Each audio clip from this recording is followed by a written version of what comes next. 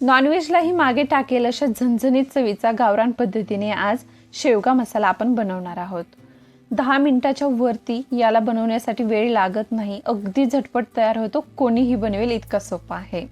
बऱ्याच भागामध्ये शेवग्याची शेंग ही वेगवेगळ्या पद्धतीने बनवली जाते, बऱ्याच वेळा त्यामध्ये डाळी घातल्या जातात, पण त्यामुळे काय होतं, शेवग्याची जी ओरिजिनल टेस्ट आहे ना ती येतच नाही। तुम्ही जर या पद्धतीने शेवगा मसाला केला ना तर तुम्ही याची चव कधीच विसरणार नाहीत। करायला अगदी सोपा आहे, झटपट तयार होतो। चला तर रेसिपीला सुरुवात करूया। नमस्कार मंडळी, स्वागत आहे तुमचं सुकुमारीज किचन मराठीमध्ये। तुम्ही जर माझ्या चॅनलवरती नवीन असाल तर चॅनलला सबस्क्राइब करा आणि व्हिडिओ आवडला असेल तर व्हिडिओला लाईक करायला विसरू नका। इथे मी पाव किलो इतकी शेवग्याची शेंग घेतलेली, त्याचे असे तुकडे करून घेतले। आता शेंग मला फ्रेश मिळाली त्यामुळे मी याची साल काढलेली नाही। जर शेंगा थोडेशा सुकलेल्या असतील तर तुम्ही याची साल काढू शकता, कारण मग ते शिजायला वेळ लागतो। आता इथे एका कढईमध्ये साधारण 1 ग्लास इतकं पाणी घेतलं, थोडंसं मीठ घालूया, चिमूटभर हळद,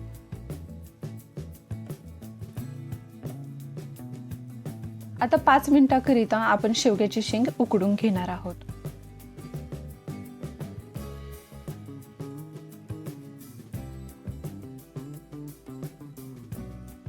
शेंग शिजत आहे तोपर्यंत आपण याचं वाटण तयार करून घेऊ।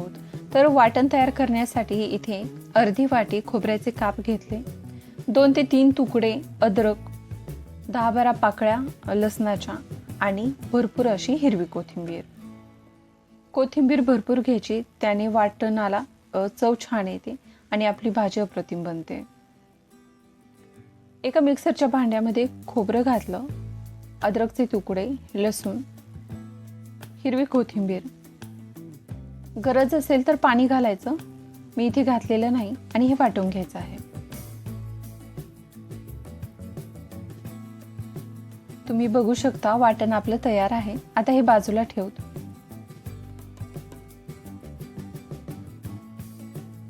5 मिनिटांमध्ये बघा आपल्या शेंगा छान शिजलेल्या आहेत।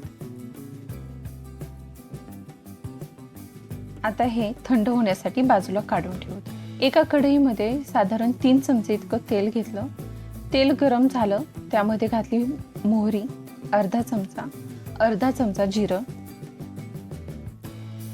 एक मोठा बारीक कापलेला कांदा घालायचा आहे। कांदा छान परतून घ्यायचा।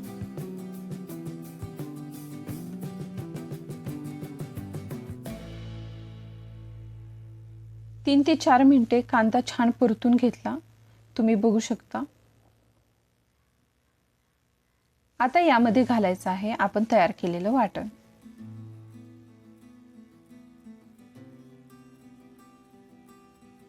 वाटण देखील छान परतून घ्यायचं, तेल सुटेपर्यंत। आता या स्टेजला यामध्ये टोमॅटो घालायचा आहे।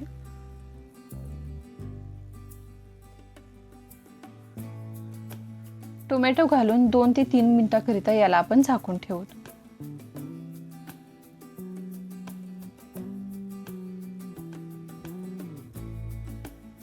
3 मिनिटांनी बघू शकता तुम्ही टोमॅटो देखील छान शिजलेला आहे। थोडंसं मॅश करून घ्यायचं।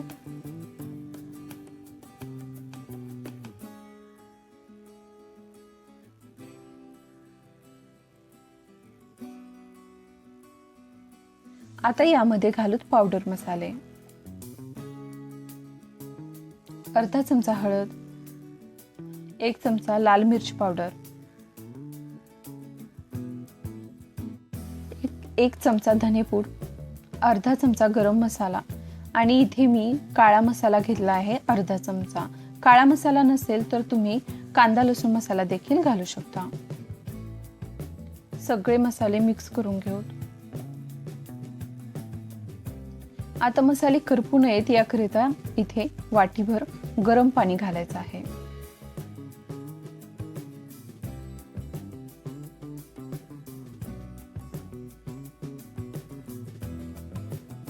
तुम्ही बघू शकता या ग्रेव्हीला किती छान रंग आलेला आहे। छान मसाले शिजले. आता 1 चमचा कसुरी मेथी घालायची आहे. मिक्स करून घ्यायचं.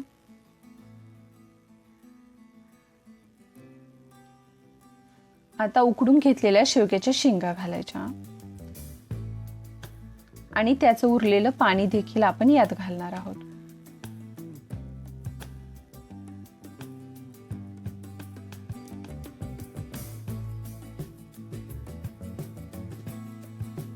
आता तुम्हाला हवं असेल यामध्ये तुम्ही आणखी 1 ते 1.5 वाटी पाणी वाढवू शकता आणि जर का तुम्हाला ग्रेव्ही हवी असेल तर तुम्ही पाणी नाही घातलं तरी चालेल. पण पाणी घालताना मात्र ते गरमच घाला, कारण मग थंड पाणी घातल्यानंतर आपल्या भाजीची ही चव जाते. साधारण 2 ते 3 मिनिट असं शिजवायचं. शेवटी घालायची आहे बारीक चिरलेली कोथिंबीर. आणि बघा, अगदी झटपट 10 मिनिटाच्या देखील आत आपला शेवगा मसाला तयार आहे. घरी नक्की ट्राय करा आणि कमेंटमध्ये मला सांगायला विसरू नका की तुमचा शेवगा मसाला कसा बनला. व्हिडिओ बघितल्याबद्दल धन्यवाद.